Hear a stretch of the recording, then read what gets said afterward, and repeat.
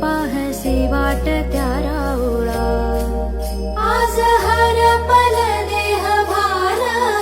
जीव झाला खुळा बावळा पाहल्या ग तुझ्या लोचनात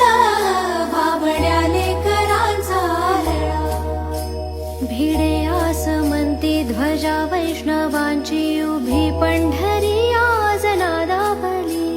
तुझे नाव ओठी तुझे रूप ध्यानी जीवाला तुझी आस गा लागली जरी बाप साऱ्या जगाचा परी तू आम्हा लेकरांची विठू माऊली